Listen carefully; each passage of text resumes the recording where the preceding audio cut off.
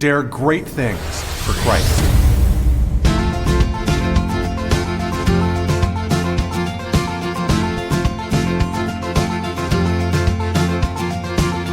Christ calls us to dare great things.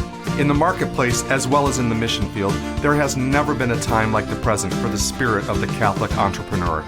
Now is the time for men and women of great courage and great vision to engage our church and our culture.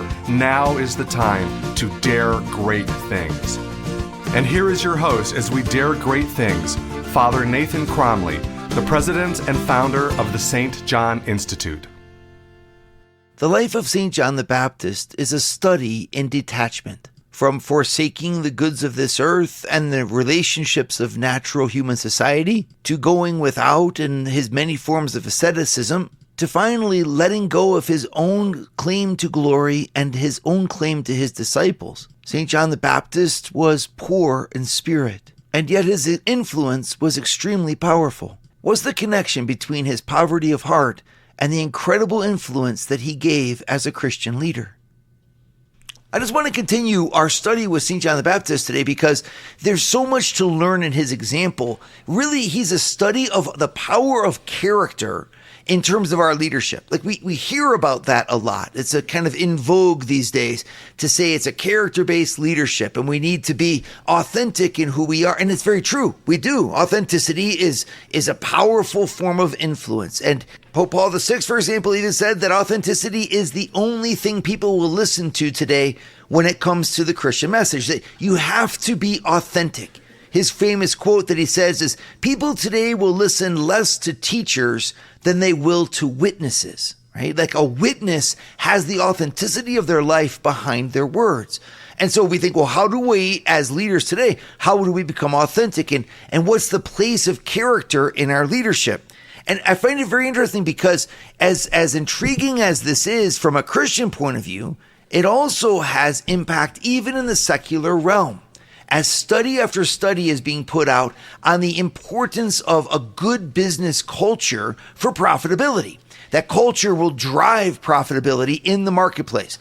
Why? Because workers, there's so much that our people do for us because they're happy.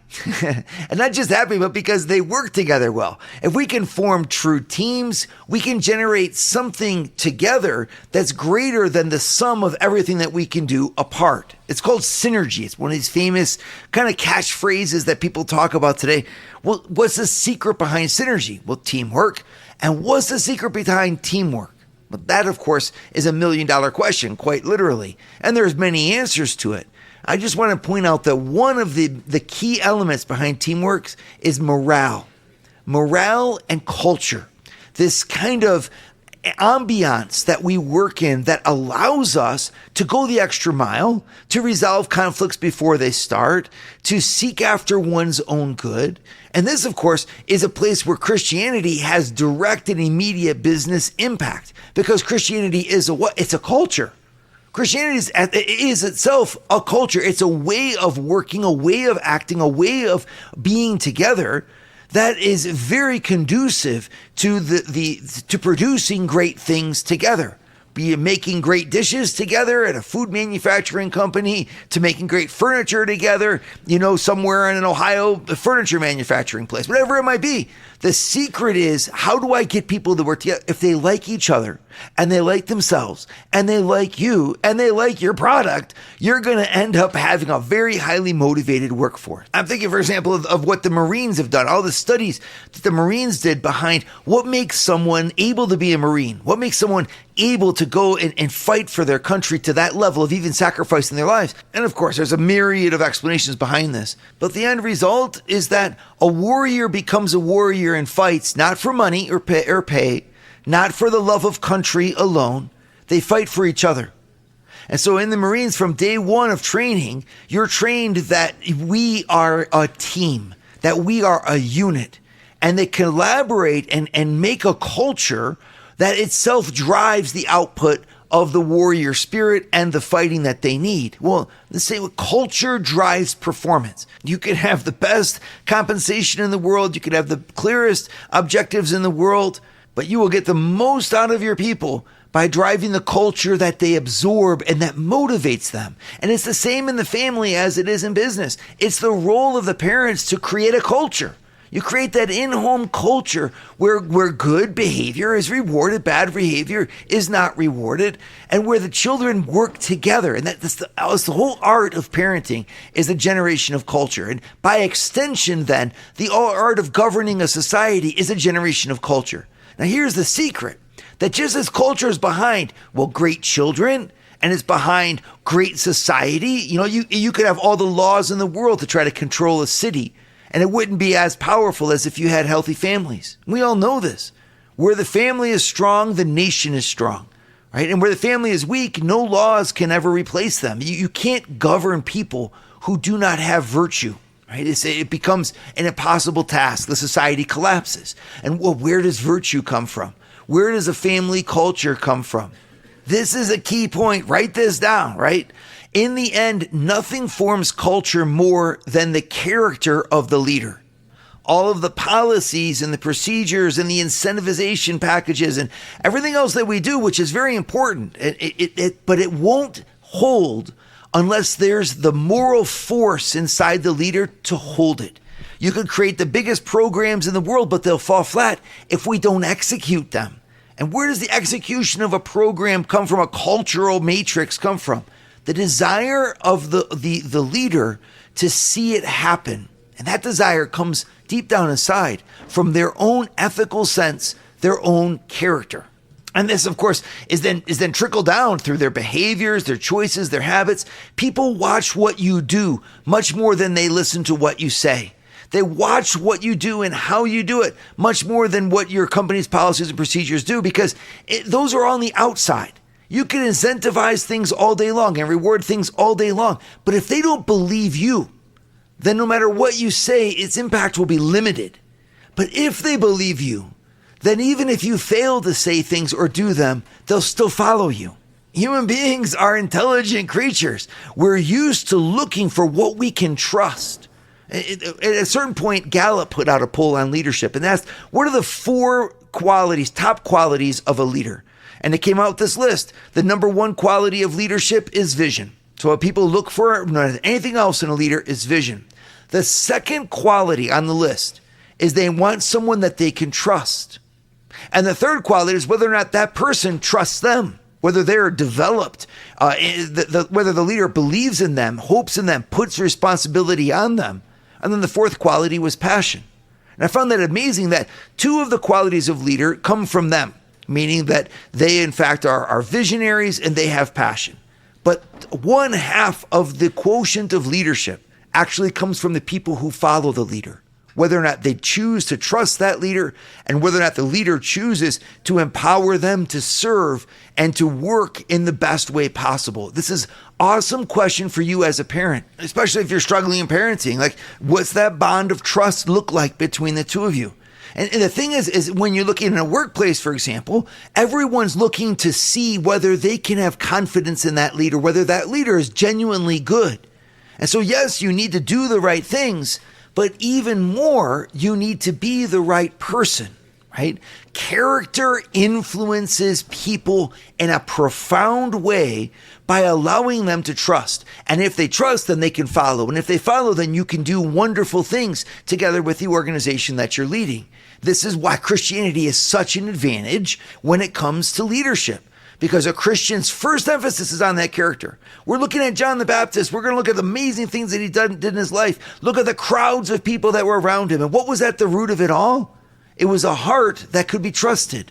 And how did his heart get to be that way? It wasn't by what he had. It was by what he gave up. It wasn't by his possessions, but by his poverty. Would you like to hear more from Father Nathan? Join the St. John Leadership Network and receive a 2-minute glance at the gospel every Sunday morning right to your phone. To learn more, go to www.stjohnleadershipnetwork.org/member and join for free today.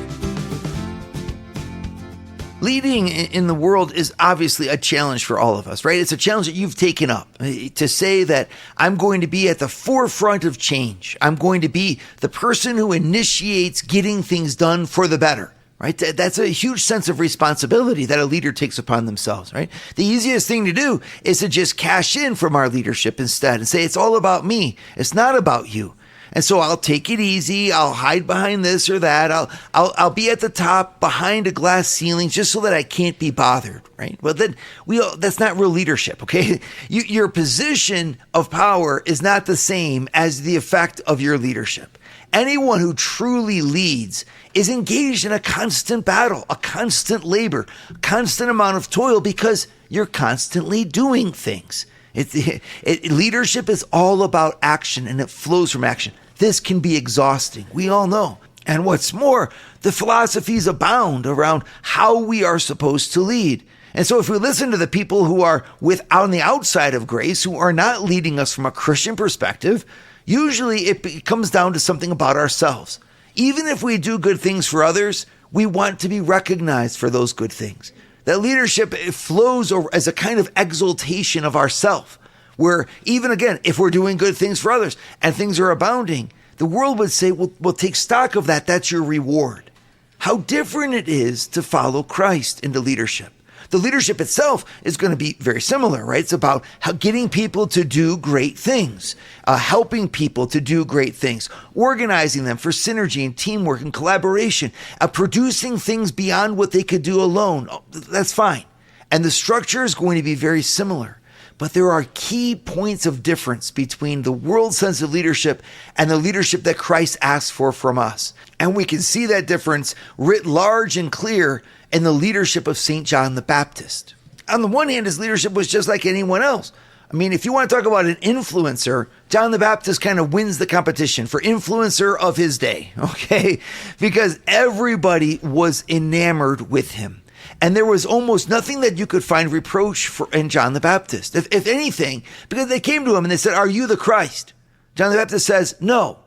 And they say, "Well, are you Elijah who is to come?" And he says, "No." So they say, well, who are you in the end? And he says, "I am the voice of one crying out in the wilderness, make straight the ways of the Lord." What an incredible thought. I mean, they say, "John the Baptist, are you the Messiah?" I mean, he could have said yes and they would have believed him. I mean, "Are you the one who is to come?" I mean, he could have claimed something that he was not in order to have a powerful position in a place in this world. And instead, he clings to the truth. But what is the truth? The truth is that I'm a voice crying out in the wilderness. This is not really a title of glory, right? He's really, everything in John the Baptist is pointed outside of him. He's a man in love who's defining himself by the one whom he loves. He literally is more enamored with the one whom he's serving than the service that he does for him. This is a really wonderful lesson for us all. Because we do some amazing things. Some of you are running companies. Some of you are physicians possessing incredible knowledge and skill. Some of you literally have people's lives in your hands. You are psychologists and psychiatrists healing a broken humanity. I mean, the places that you are as first responders. I mean, all of you who are here right now are here because you have an importance and an important place. You are skilled individuals, right? And so what the people outside who don't know Jesus will say is they'll say, cash in on that. That it's all about you in the end. Make sure people recognize you, win every award that you possibly can win, and then be self-satisfied that amongst the history and the annals of history, you stand as a great man in the history of the world, right? And that might be the case. I hope that there are great men and women here. I hope that many of you go on to do the most amazing things, because we need to take our world back and we need people that are in the world to do that. And yet I also remind you, how do you define success? How do you define greatness? Because to the degree that you define greatness as your self-exaltation and self-service and being recognized for your talents and abilities in the eyes of others, you will also earn the distrust of the people who are underneath you. You can't really form a culture when you yourself are not good.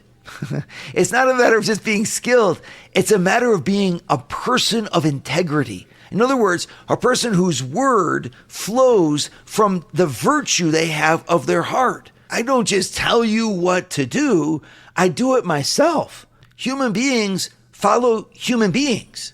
Right? So where are you in being the goodness that inspires people to engage themselves at a deeper level? I mean, put simply, we're talking about virtue, right? This is what Christians call virtue. It's kind of an old-fashioned word, but it's a powerful word, because what virtue means is excellence. The excellence of soul, the excellence of the way that my mind and my will have mastered, my selfishness, my passions, if you want to use a technical word. But what it means is how well that I can really make the love that is inside of me real. Because if I make love real, then I become love. And a person who has become love, well, their level of impact goes to the deepest part of the people whom they're influencing. I can influence you on the outside by laws and coercion, but I can lead you from the inside if you are touched in your heart by who I am. And you'll see who I am to the degree that I'm able to manifest it through my actions. And see, that's what character is. Character is taking the love that you have in your heart, the truth of who you know you are, and making that manifest by your actions, by your words, by your decisions, right? This is where John the Baptist was so strong. The reason why everyone listened to this guy is because he was absolutely 100% behind everything that he was saying. His words were of greatness and of excellence, were backed up by the truth of what he was living. He was trustworthy.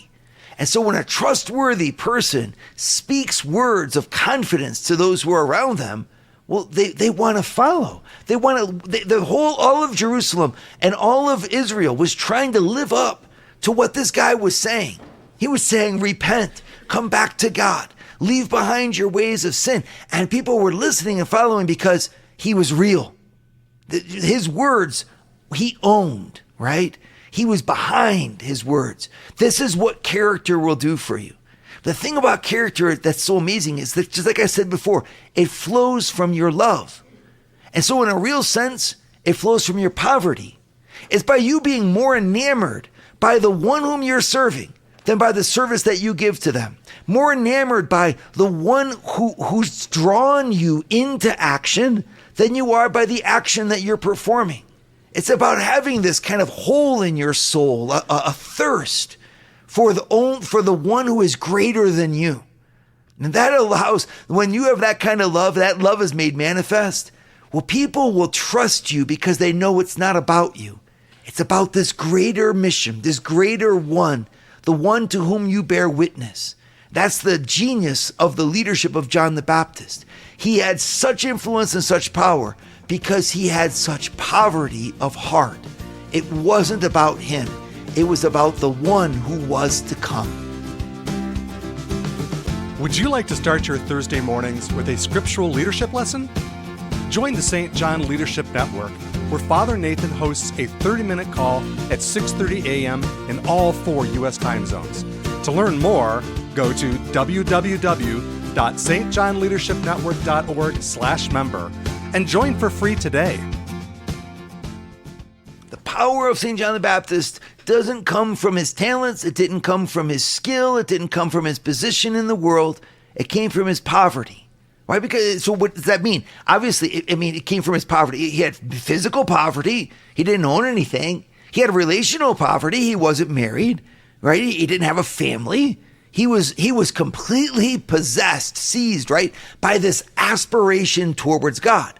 And for many of us, we say, okay, well, that means basically he's a monk. Well, he is. I mean, the monks, they used to say John the Baptist is the prototype for monks, right? And monks and hermits and people who have forsook the world, because he did.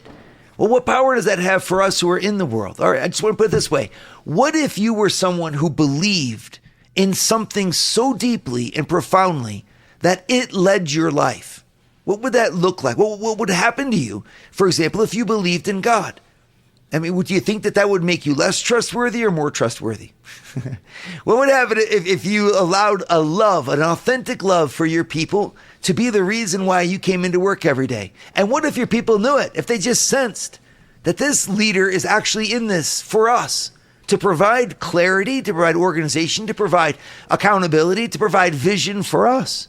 You think that they would be happier to work there or less happy to work there? What if in a family, your kids saw and understood that you existed, mom and dad, for their sake? I mean, not in a selfish way, but in an incredible way, that even if you disciplined them, you were disciplining them for their good. Do you think that that would make them better children or worse children? Like, I mean, it's obvious, right? Because leadership is about more than just getting functionality out of the outside. It's about getting heart. If you can engage the heart of your people, well, how do you engage heart? By trustworthiness, soundness of character. Where does trustworthiness come from? It's going to come from the way that you manifest love. And where does love come from? That's just it. Love is a response to something bigger than you, something outside of you, something that enchants you, with which you are enamored and drawn. A person who loves in a very real way becomes poor. I mean, isn't this what Jesus means when he says, "Blessed are the poor in spirit, for theirs is the kingdom of heaven"? It's almost like he's saying that the kingdom of heaven causes the poverty of spirit. Like, I am poor in spirit because the kingdom of heaven is mine. And I can't fill my heart with something that I love. I can only let my heart flow towards something that I love. The more that I love, the more that I give. And of course, the more that I possess, right? Because love is also something that makes you rich. Like, you're rich in your love, but you're rich because love gives you a purpose outside of yourself. So you're rich in your poverty and you're poor in your wealth. Isn't that amazing? What a paradox. And yet it's so true. The more that I love, the wealthier that I am in things of the heart. And the wealthier I am in things of the heart, the more that I give it away. The poorer that I become. It's really almost like saying that the secret of my life is not me, and it's not you serving me. That the secret of my life is one greater than me, whom I get to serve. Right? And when you find that, of course, you gain life, but you gain life by giving it away. It's the whole paradox. And yet it's so true. And when you look at St. John the Baptist, you're seeing a man who's living that paradox. And he's literally winning the hearts of Israel by gaining their trust, because he allows his whole character to be formed by this desire for the coming of the Messiah, for the coming of the kingdom of heaven, for obedience and reverence to be given to God. Religion, in other words, doesn't estrange him from his fellow men. Religion draws his fellow men towards him. When it's a true religion, you don't have to win over anybody. They will come to you, because true religion makes you poor of spirit, poor in yourself. Now, regardless of the religious effect of leadership, let's look at this from a real practical point of view. How do I emulate John the Baptist in my everyday life as a Christian leader? Well, number one, I wake up in the morning and I offer my day to Christ that he may use me. What, Lord, is your mission for me this day? I know what my mission is, my list of tasks, my worries, my cares. But have I taken the time at the beginning of this day to literally say, Christ, I'm here for you. My cares, my anxieties, these are just the things, the way that I respond to my tasks for the day. But let's make sure that your number one task at your day is to do his will, to let him accomplish what he wants to through you. Then you be open for those little chance encounters, the glances where you can pick someone's spirit up, the words you can say of encouragement, the ways you can avoid negativity in your speech, pessimism in your attitudes, the way that you can say, you know what, I'm here because I'm at the service of someone greater than me. First practice is your morning offering. How valuable it is. I used to see people that would cut out the morning offering and tape it to their mirror in their bathroom. I think that's a great thing. Every once in a while I visit homes and I see people who do this, and it's always wonderful because I find myself reading what's on the mirror. You know, it's incredible. You're sitting at someone's house and you're reading everything that's on their mirror because it's right there in front of you. What a great way to spend brushing your teeth in the morning, saying your prayers at the same time. I've seen people do the same thing with their computer. In the upper corner of the screen, they tape a prayer. They tape a picture of Jesus, right? They remember what they're there for, right? Second thing that you can do to emulate John the Baptist is look for ways to help other people to surpass you. Like, in other words, if I'm really there as a leader, I ought to be generating, if I'm successful as a Christian leader, I ought to be generating leadership underneath me that's even greater than my leadership. I mean, wouldn't it be a terrible thing if you were the apex and the summation of the greatness in your company? Wouldn't it be terrible? Wouldn't it be terrible if like all of your kids say, I could never be as good as mom and dad? You'd almost look at yourself, well, I guess I'm a failure. And I say, yeah, and maybe you are, right? Like the whole goal of our leadership is to create people who are even better than us. Well, when was the last time I did that? We see this in the life of St. John the Baptist, right? He had disciples, men who had left the city behind and were living with him in the desert, who looked up to him as a spiritual father, who as an example, he was teaching them and they were living in a lifestyle pattern on his footsteps. And when Jesus came, you know what he told his disciples? He said, I am not the Christ. This is behold the Lamb of God who takes away the sins of the world. He literally is turning his disciples away from him and giving them away. His glory, right? I mean, the people that are there living and emulating him, he doesn't care about it. He's so in love with a greater purpose that he doesn't cling to his people. Instead, he liberates them. And St. Andrew and St. John, the beloved, they hear him and they follow what he says and they go to Jesus. He's literally helping his people to become better by not clinging to to the influence that he has over them. He's poor of heart, which makes him a great leader.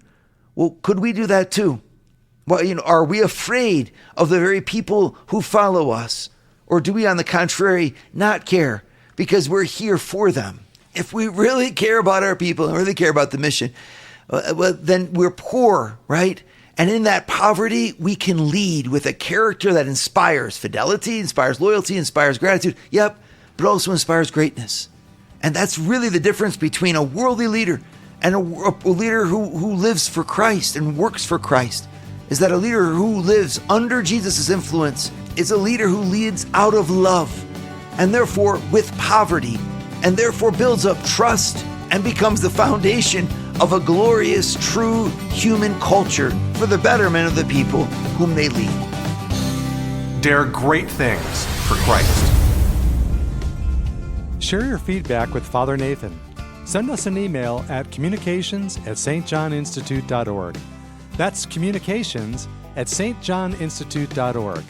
And visit www.stjohninstitute.org and sign up for our newsletter to receive updates from Father Nathan.